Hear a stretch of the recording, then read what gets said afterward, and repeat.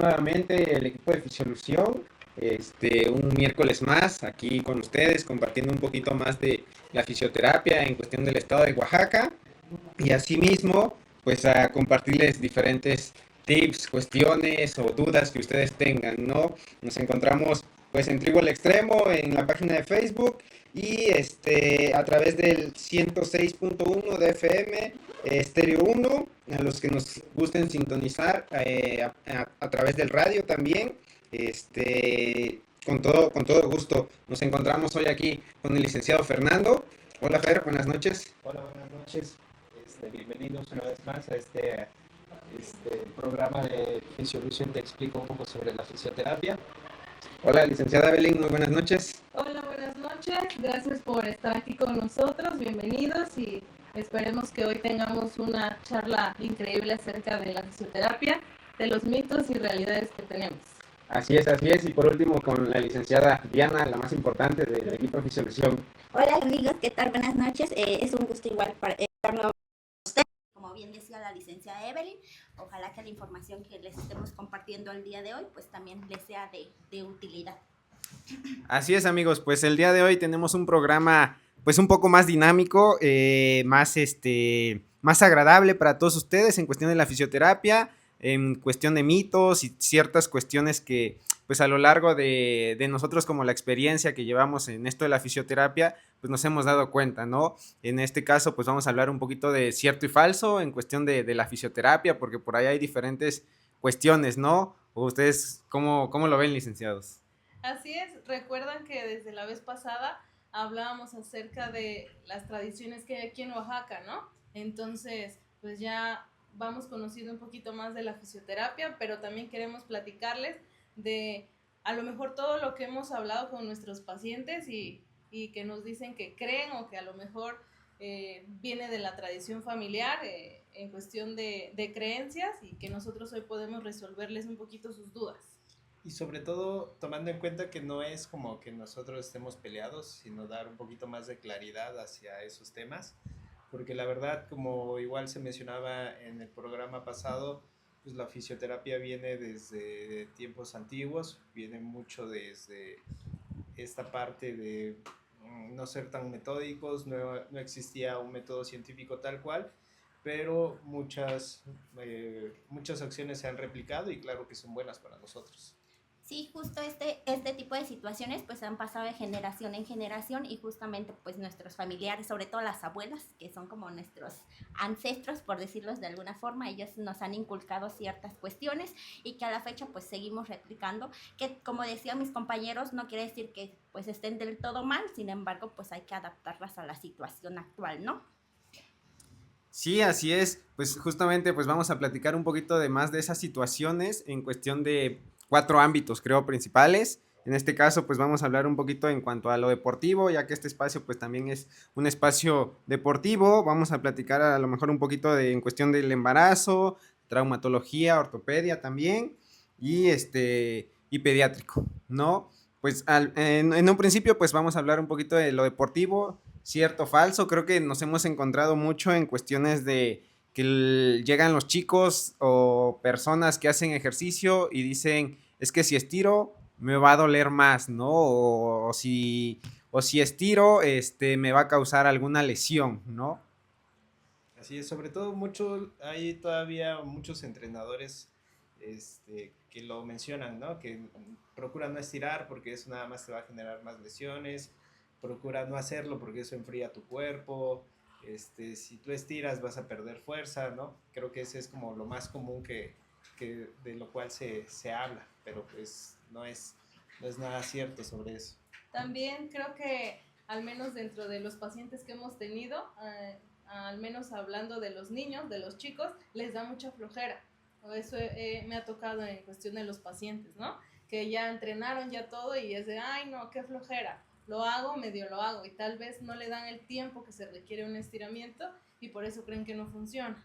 Independientemente de eso, de que pues también no existe como, más bien por parte de los entrenadores o en general de las personas, no existe el hábito y también no existe como como no se practica tan frecuentemente, pues muchas veces cuando lo hacen no lo hacen de forma adecuada, y aunado a eso también confunden calentamiento con estiramiento, y pues muchas veces estiran al inicio cuando pues no es lo más recomendable también, ¿no? Así es, creo que la licenciada Diana dijo un punto muy importante. Muchas veces confunden, ¿no? Lo que es el estiramiento con el calentamiento, y al final de cuentas, pues el calentamiento va enfocado más como al movimiento dentro de la práctica del deporte, ¿no? Y el estiramiento, pues ya al final de él, por así decirlo.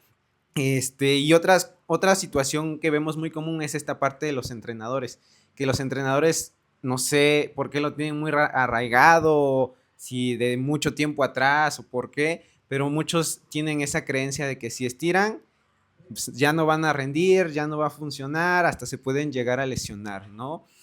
Entonces creo que eso es algo completamente falso. Creo que parte de un buen rendimiento de un atleta es el estirar, ¿no? El saber cómo estirar, como bien decía la licenciada Diana, ya que también no es estirar por estirar. Se tiene que llevar pues un control, determinados segundos, para que en verdad funcione y sea provechoso, ¿no? Por lo regular yo les recomiendo a mis atletas que lo hagan en la noche antes de dormir, ya que durante la noche pues el cuerpo se recupera, y pues este estiramiento nos va a ayudar a relajar el músculo durante la noche, y pues va a tener una mejor recuperación, ¿no? Así es. Creo que un poco viene dado sobre esta parte de que el estirar como un beneficio es la relajación muscular, pero actualmente ya digamos hablando desde un aspecto del entrenamiento deportivo ya con bases fisiológicas y demás, no está peleado. Quizás estirar de manera intensa como podría ser un estiramiento terapéutico que requiere tiempo, que requiere un ángulo, que requiere de cierta preparación, si no sería indicado previo a una competencia, pero entender que el estiramiento nos va a generar un mayor alivio y nos va a permitir rendir todavía más en nuestro desempeño deportivo. Así es. Sí, Perdón. no, adelante. Entonces, ¿qué ponemos cierto, qué ponemos falso? Falso. Falso. Falso, ¿no? Yo Falso. creo que eso es falso completamente. Por ahí si hay alguna persona que piense lo contrario, que nos deje su saber por ahí en las redes sociales, o que se comunique, no hay ningún problema. Otra de las cuestiones también que nos llegan muy a menudo en cuestión de lo deportivo es la descarga muscular. Muchas veces piensan que les va a afectar, muchas veces piensan que no es conveniente, ¿no? Que un músculo no se descarga, que no es batería. ¿Qué otra falsedad? Este, Que debe ser muy doloroso. Creo que nos ha tocado deportistas donde los hacen sufrir a más no A morir, poder, ¿no? y llegan como hasta traumarse por eso, ¿no? Entonces, los que nos están viendo, una descarga puede ser dolorosa, sobre todo si no lo has hecho, si no te has tratado, si no has estirado, pero para nada tienen que hacerte sufrir de una forma en que te traumas y ya no quieras regresar. Sí, así es, porque nos ha tocado ver a niños que llegan, o jóvenes más que nada, que llegan con eso, ¿no? Ya ni bien estás presionando y ya están a lo mejor hasta pegando el grito en el cielo. Y justamente hace rato escuchábamos, ¿no? Entre nosotros que por ahí hasta las descargas hacen con agujas y otro tipo de cuestiones que ya no entran dentro de ese tipo, ¿no? Justo, y es cuando también, por eso es que se pone a discusión el que si funciona o no, porque obviamente las técnicas que utilizan para una descarga muscular pues no son las más adecuadas, ¿verdad? Y entonces pues se genera este trauma, o el hecho, más que el trauma también de que dicen es que si no me está doliendo la descarga, pues no me está funcionando, y cuando pues no debería de ser así. Ahora bien, sobre ese mismo tema, pues también hay tiempos para aplicar una descarga, sobre todo, por ejemplo, para los deportistas que se dedican justamente ya a la competencia, pues pueden haber descargas previas a su competencia y posterior a su competencia, pero estas también tienen ciertas características. No todas las descargas, y también dependiendo del deporte, se van a aplicar de la misma forma, ¿no? Así es, y de igual manera el término descarga es la manera de nombrar algo que también puede asimilarse como una relajación deportiva, ¿no? Así como una persona que puede trabajar en la oficina muchas veces requiere de un masaje o requiere de alguna sesión de relajación muscular, En este caso, para los deportistas también necesita haber esta pausa, ¿no? Necesita tener como un reset del músculo, por más allá de que la fisiología nos dice que el músculo está preparado para recibir cargas y sobre todo para desempeñar sus actividades o su función, perdón, pues es bien sabido que si llegas con mucha carga, y ahí el licenciado Ulises lo podrá confirmar, si llegas con mucha carga a un entrenamiento y sobre todo a una competencia, no vas a rendir y las lesiones son inminentes. Sí, así es, licenciado. Al final de cuentas, y todo eso contribuye a para que las personas no se lesionen. Como bien también decía la licenciada Evelyn, hay tiempos, ¿no? Estos tiempos van a ayudarnos mucho, tanto para que el atleta tenga un mejor rendimiento como para que baje. Pero les vamos a platicar un poquito más de esto al regreso del corte. Y saludos, volvemos.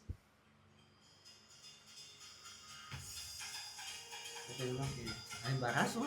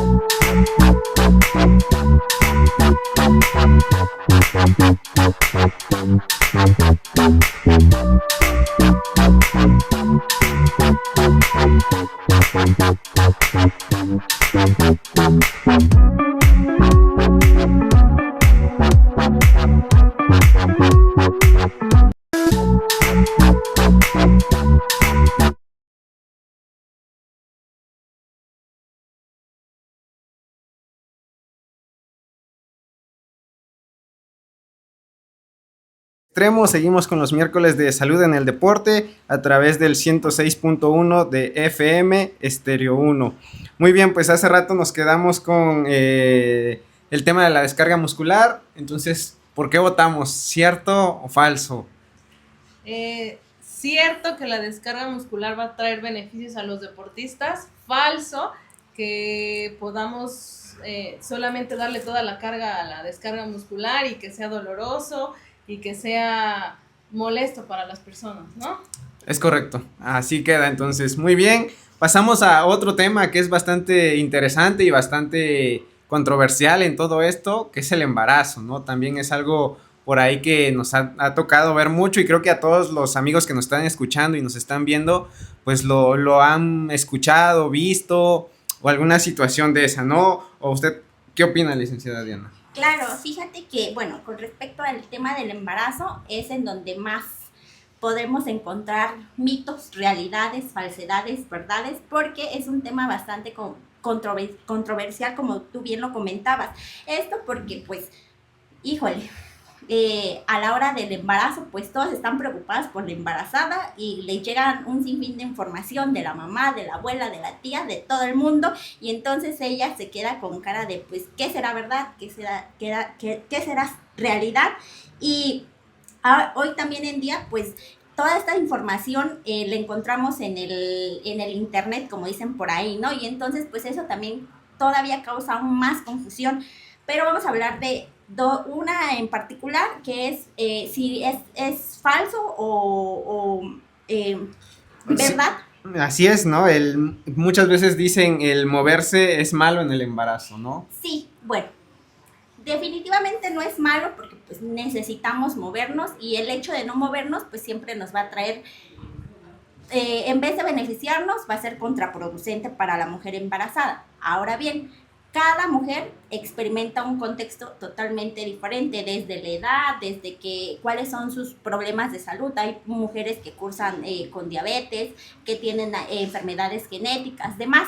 Entonces esto pues obviamente va a ser desde ahí que el embarazo no sea tal vez el ideal, ¿no?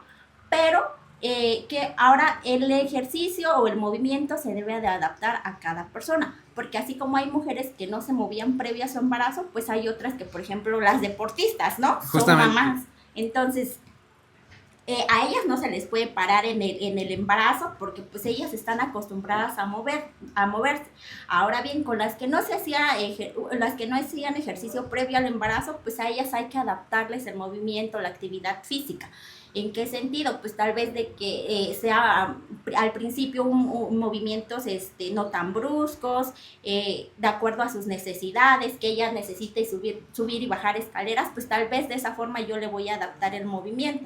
Aunado a eso de que pues el movimiento me va a favorecer hasta en el momento del parto para que yo tenga una buena recuperación de entonces pues en base a esta información pues obviamente desde mi punto de vista y como especialista en el área yo les podría decir que el movimiento no es malo. Bueno, que por ahí se me andaba pasando algo. Hay casos en específico que pues existe un riesgo de pérdida, ¿no? Sobre todo en los primeros meses de embarazo, pues ahí, lógicamente, yo no puedo decirle a una mamá que se mueva porque pues existe el riesgo de pérdida y entonces esto puede complicar el embarazo, ¿no? ¿Alguna duda?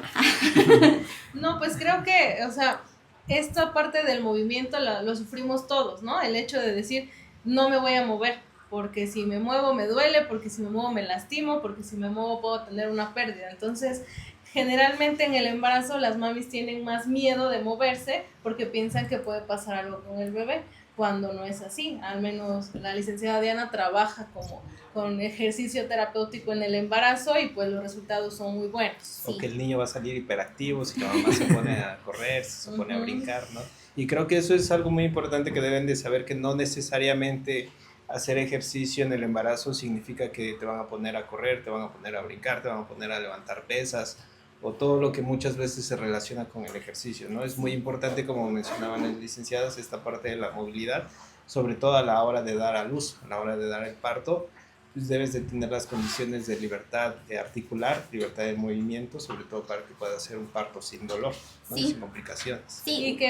Y que va a ser de acuerdo a las capacidades de cada persona, ¿no? Creo que eso es algo muy importante, ¿no? Porque muchas veces si la persona está acostumbrada a hacer ejercicio, ha hecho toda su vida ejercicio y de repente se lo quitas, ¿no? Por el mismo hecho del embarazo, pues no, se va a sentir la muerte, ¿no? Al contrario, si no hace actividad y después del embarazo quiere hacer actividad, pues va a ser también bastante complejo para la persona. Entonces se tiene que ir como adaptando para esas situaciones, ¿no? Entonces, en base a lo que hemos comentado, pues sí, definitivamente el ejercicio no debe de ser malo en el embarazo, al contrario, pues me va a favorecer todo este proceso, ¿no? Y como segundo punto, moverse en el embarazo va a ser Bueno. bueno. Okay. Excelente. Excelente. Bueno, y sobre de eso también les quería hablar de otro mito que existe, que es la faja postparto.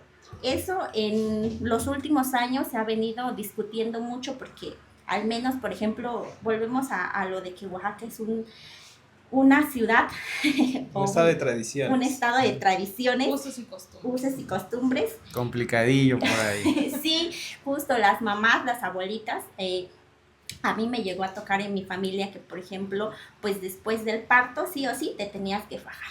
¿Por qué? Porque pues habías hecho mucho esfuerzo y digo, eso no está en duda de que el embarazo, el parto sea un procedimiento que conlleva esfuerzo, ¿verdad? Pero, ¿qué tan necesario es usar una faja? De entrada, pues todos tenemos una faja abdominal, ya. El punto es que después del embarazo, esta se ve afectada. ¿Por qué? Porque pierde fuerza, porque tal vez los músculos no están en óptimas condiciones y entonces ahí entramos los fisios. ¿Qué debemos de hacer con esta faja que ya tenemos? Pues fortalecerla, regresarla a su funcionalidad.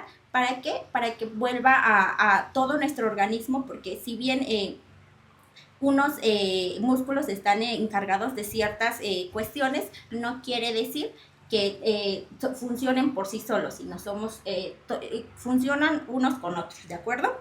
Entonces, les decía, hay que fortalecer, hay que activar esta faja abdominal y si lo hacemos de una forma adecuada, pues no nos vamos a ver en la necesidad de usar estas fajas, pues en sí las fajas postpartos. Esas fajas colombianas que tanto luego dicen, Y ¿no? también, yo creo que, y también para allá iba, que hablamos a lo mejor del embarazo, pero en general el hecho de usar fajas, de usar muñequeras, de usar tobilleras, genera que en lugar de que ayude a la persona, pierda fuerza muscular. Entonces ahí es donde entramos nosotros los fisios para recomendarles el no utilizar este tipo de fajas. Sobre todo, bueno, en un inicio les quería comentar también de que no es un no absoluto porque sí existen las fajas postparto, pero tienen ciertas características. Son de sostén, decimos nosotros, es decir, son como una mallita porque no debe de generar presión al abdomen porque el generar presión en el abdomen pues a largo plazo también me va a traer otras consecuencias que pues son un poquito más complicadas a la hora de trabajar, ¿no? Esas famosísimas fajas colombianas, ese sí es un tache absoluto, no se deberían de usar y como bien decía la licenciada Evelyn, esas en ninguna situación, ¿de acuerdo? Porque para empezar, no entiendo cómo las toleran porque son súper incómodas, esas varillitas siempre lastiman, es la realidad, pero pues ahí también entra una cuestión de vanidad, ¿verdad? Que las mujeres de pronto... A eso iba, que las mujeres justamente son lo que buscan, ¿no? Regresar a como se encontraban anteriormente o hasta mejor, ¿no? Sí, esta parte de la estética, que si bien no están peleados, pues sí, cuando puede generar, creo, algún inconveniente en la parte de la salud, pues ahí es donde debemos de prestar atención, ¿no? Que como bien dicen, si bien es cierto, sí se puede utilizar durante un tiempo determinado y sobre ciertas características en específico, pues no se debe de abusar de eso, así como lo que mencionaron de las muñequeras, tobilleras, fajas para aguantar el trabajo El o gym. demás, o el gym. Sí. Gym, ¿no? Sí, que al final de cuentas todo eso pues va causando por ahí pues deficiencias en el cuerpo más que nada, ¿no? Pero bueno, entonces, ¿cierto o falso? ¿Cómo lo ponemos, licenciados? Falso. Falso completamente. Sí. Ok, También. muy bien. Así, Sí. así quedó completamente entonces, Y ¿no? el último tema que creo que también va de la mano un poquito, pérdida de la orina es normal en el embarazo, posparto y en general creo que en muchas mujeres, ¿no? Justo, el tema de la pérdida de urinaria después del posparto, que es ahorita en lo que nos andamos enfocando, está muy normalizado. Y dicen, no, es que pues es normal que después de haber tenido un embarazo o haber tenido, no sé, 2, 3 hijos, pues ya es normal las pérdidas de pipí. Y eso no. Y como comentaba la licenciada Evelyn, eso va de la mano con el tema anterior. Eh, Justamente en la cuestión del ejercicio durante el embarazo se busca el fortalecimiento de unos músculos o un área en específico que se llama piso pélvico o perineo. ¿De acuerdo? Estos músculos se encuentran en nuestra pelvis y tienen muchas funciones. ¿De acuerdo? Y durante el embarazo, así como en el posparto, estos músculos se tienen que fortalecer. ¿Por qué? Porque hagan de cuenta que durante el embarazo, el peso del bebé va a ejercer una presión sobre estos músculos. Es por eso que durante el embarazo, a partir más o menos de los 5 o 6 meses, a las mamis les da muchas ganas de ir a hacer pipí a cada ratito y a cada ratito. Y esto es porque el bebé pues está presionando la vejiga. No es porque tomen tanta agua o porque ya por ahí no sirva algo, sino es porque esa presión, pues el bebé está ejerciendo una presión y pues lógicamente pues está aplastando la vejiga y es lógico que nos vayan a dar ganas de hacer pipí. Pero ¿qué pasa? Pues estos músculos a largo plazo, por lo menos 4 meses más que nos restan en el embarazo, pues van a seguir recibiendo esta presión. Y entonces, ¿qué va a pasar? Que se van a ver un poco alterados en su fuerza, que más que fuerza en término ideal sería tono, ¿de acuerdo? Entonces, ¿qué debemos de hacer? Tonificar o fortalecer estos músculos para que no se lleguen a presentar estas pérdidas de pipí, ¿de acuerdo? Y bueno, como decía mi compañera, no solamente es en mujeres embarazadas o en las que ya tuvieron bebés, en general, se pueden presentar pérdidas de pipí por hacer un esfuerzo, ¿de acuerdo? Muy bien, pues vamos a un corte y regresamos, terminamos de ver estos temas. Aquí estamos, aquí seguimos.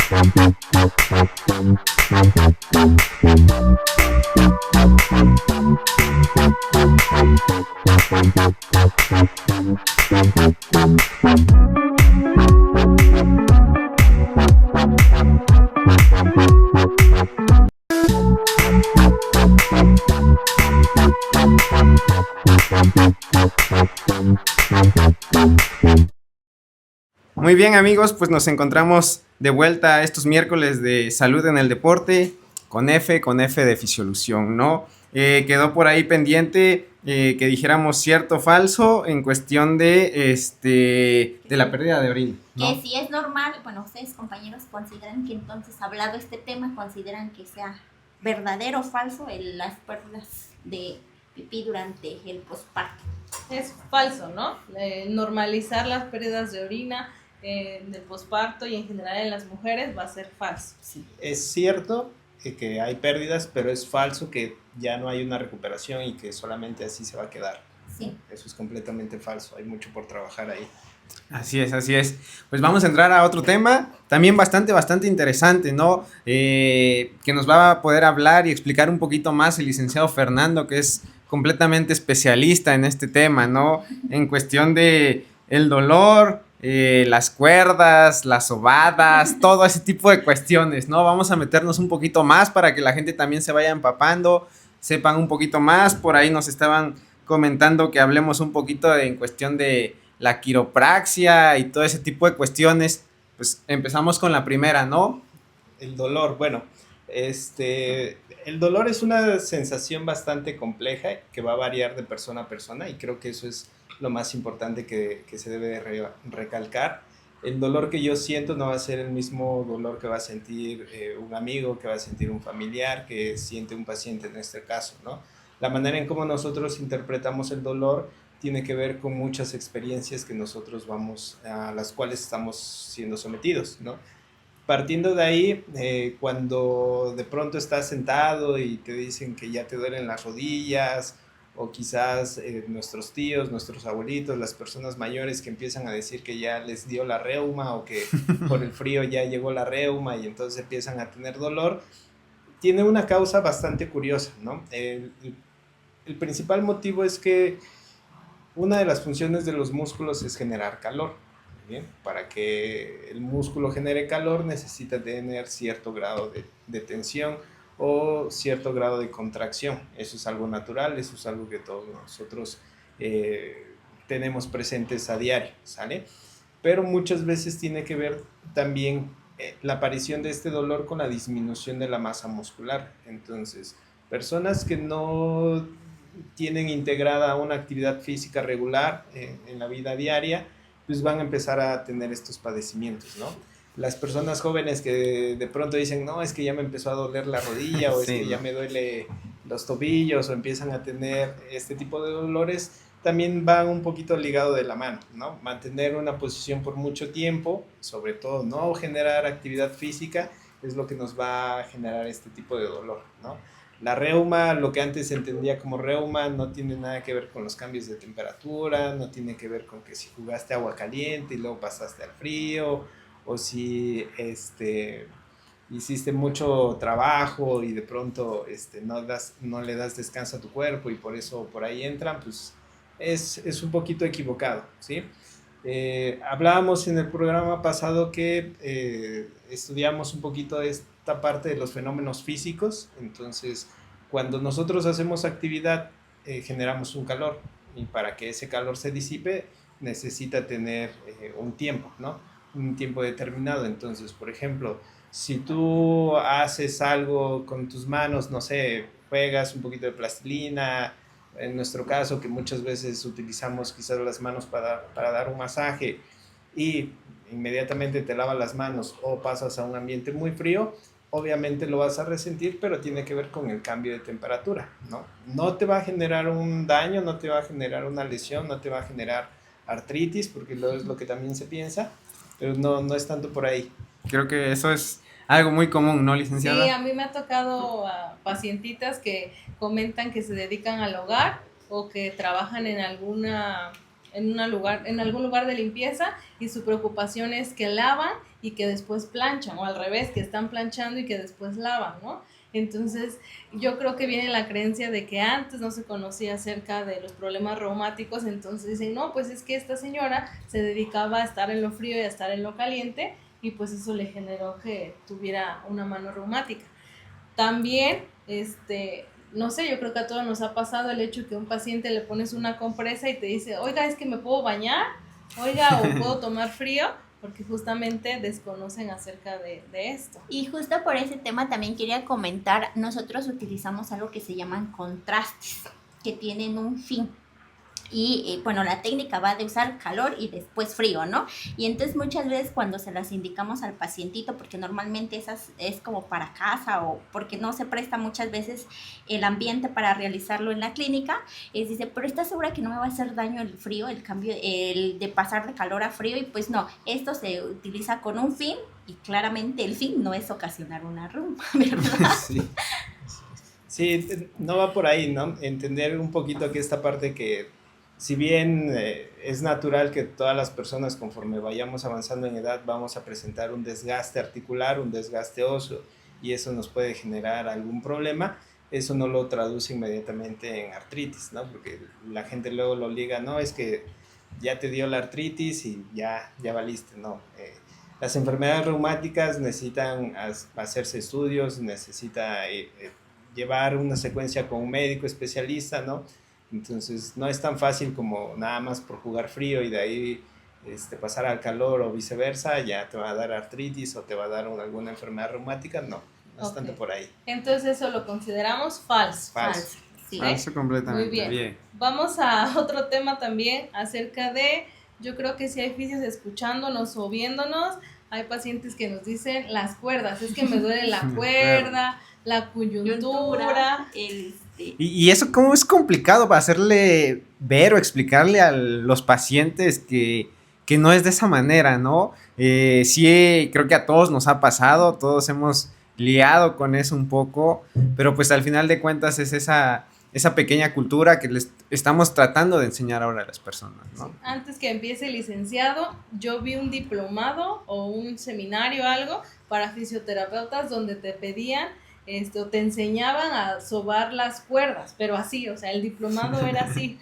Entonces, queremos saber, licenciado, ¿qué opina? ¿Qué son las cuerdas y las sobadas? Lo que luego los pacientes se acercan de que se me enredó mi cuerda. Bueno, antes abriré un paréntesis diciendo que ya habíamos mencionado que Oaxaca es un estado de muchas tradiciones, de usos y costumbres, pero creo que lo tratamos de decir de la mejor manera. También creo que los oaxaqueños somos muy amorosos en este sentido del cuidado personal. Y esto lo quiero llevar al hecho de que cuando una persona dice, se me encordó la cuerda y quiero que me den una sobada o quiero que me den un masaje, tiene que ver un poquito con esta parte del alivio, ¿no? El alivio del dolor, el alivio de las molestias, y es la manera en cómo nosotros pues vamos entendiendo cómo nuestros abuelitos o las personas mayores fueron absorbiendo la información que hace muchos años se les daba, ¿no? Porque es bien sabido que antes los servicios de salud, si ahorita tiene ahí uno que otro bachecito, pues anteriormente era un poquito más complicado que todos recibiéramos esta parte de una valoración, de un correcto tratamiento, ¿no? Entonces, asobar las cuerdas no es otra cosa más que masajear un músculo, ¿no? Entonces, la parte más gruesa que se pueda sentir y es más común por la parte posterior del muslo, tiene que ver más hacia los tendones, ¿no? Y de ahí es donde se tiene la idea de que tenemos una cuerdecita que cuando se estira de más o cuando hacemos algún esfuerzo se enrosca y por eso nos duele. No es más que la pura tensión muscular, ¿no? Un masaje, el simple hecho de que a nosotros mismos nos pasemos la mano, si tenemos a alguien a la mano, si es nuestra pareja, si es algún familiar, si viene de mamá o si es de abuelita, pues uno va a sentir alivio, ¿no? Se va a sentir bien, se va a sentir apapachado y claramente eso nos va a quitar el dolor. Volvemos a esta parte del dolor. Cada quien lo va a percibir de una manera diferente, ¿no? La manera en cómo nosotros nos aliviamos este dolor también va a determinar de quiénes somos nosotros y quiénes nos rodean, ¿no?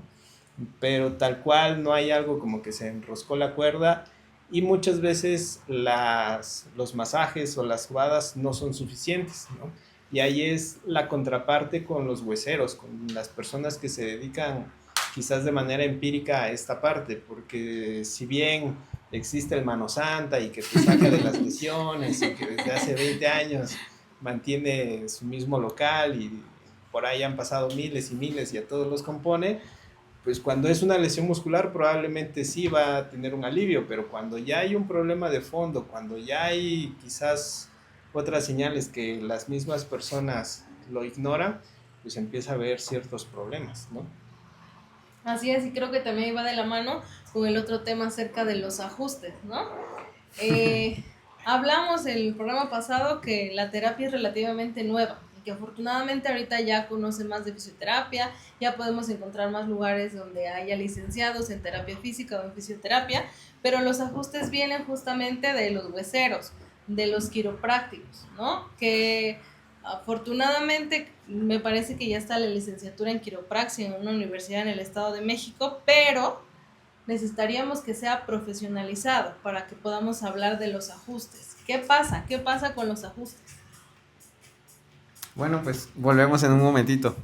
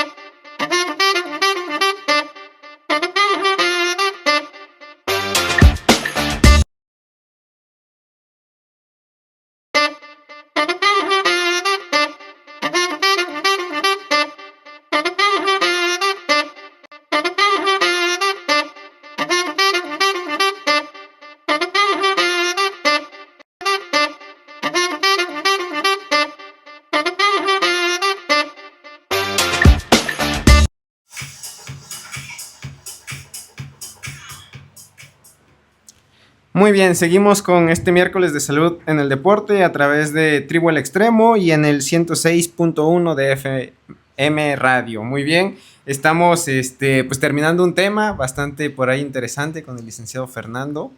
Ya, Sí. para que quede claro, licenciado. Sí, y ya para terminar, como se mencionaba en el bloque anterior, ir al quiropráctico en México hay que tener como muchos asteriscos de por medio porque al menos en todo lo que es Latinoamérica no existe la quiropraxia como una rama médica.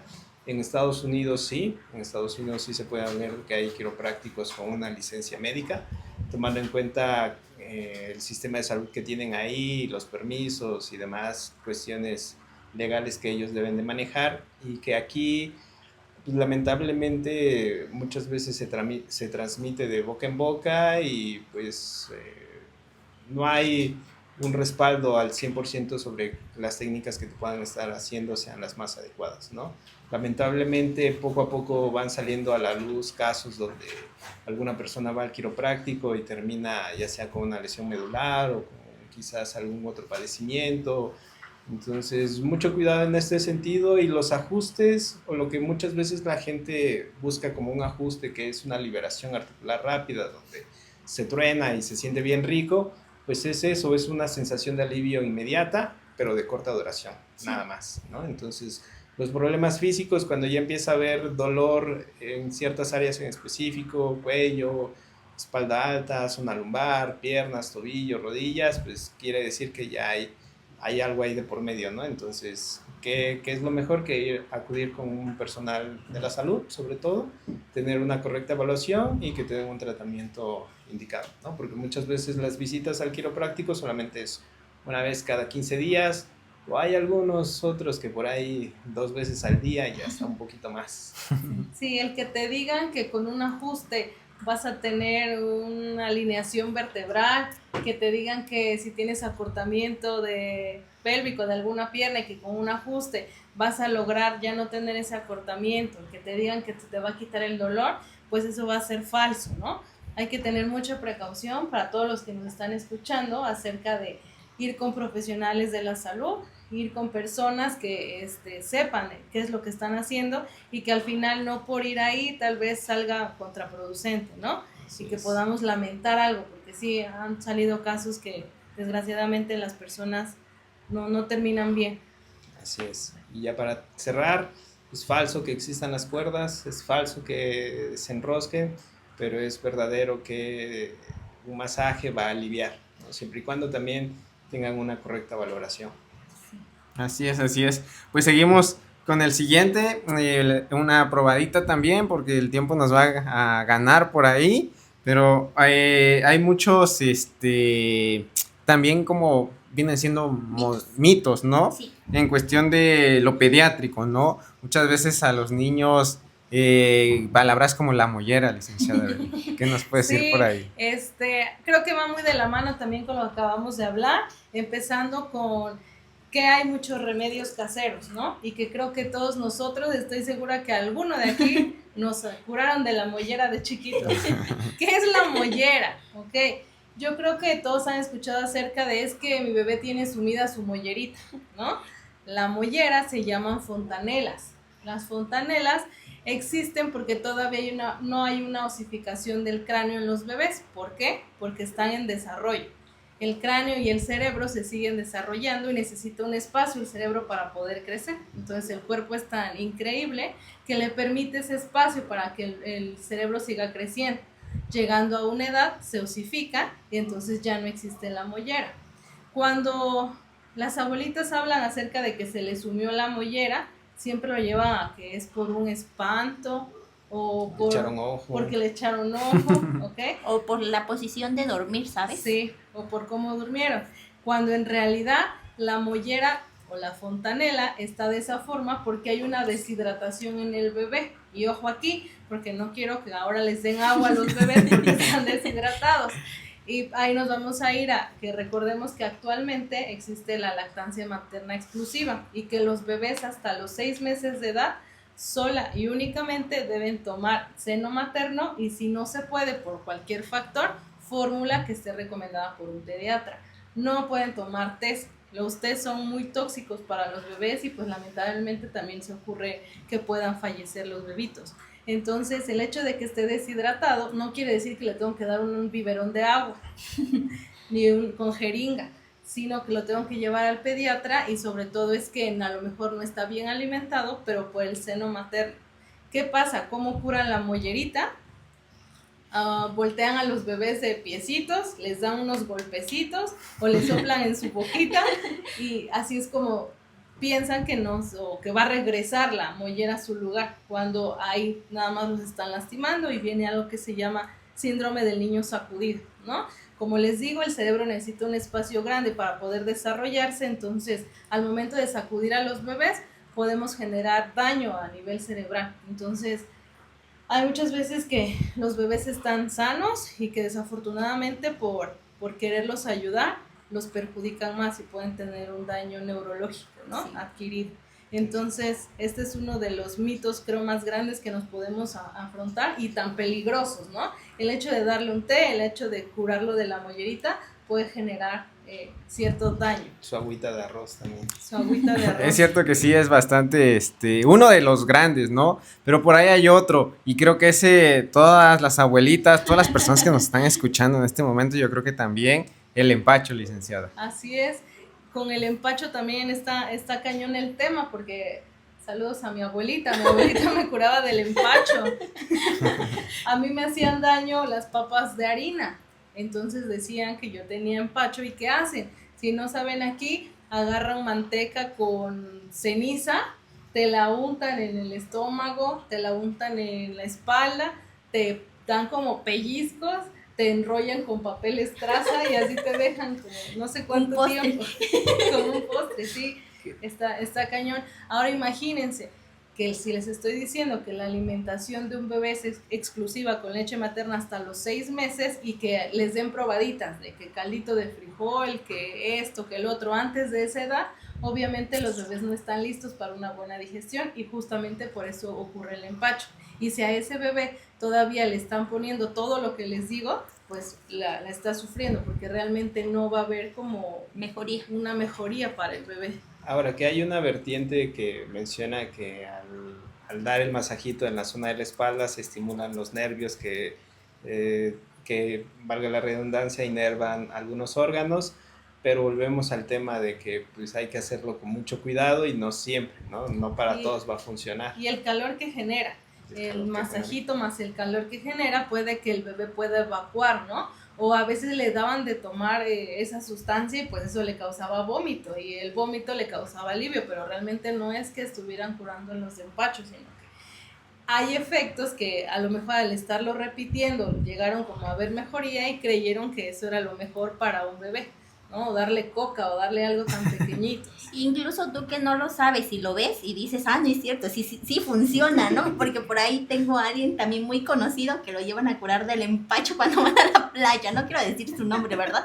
Pero, o sea, mi hermana dice que le funciona muy bien a su hijo y entonces es como de no es cierto, pero porque ven estos como resultados que pues no son resultados, sino son consecuencias del que se le realizan, entonces pues lógicamente no.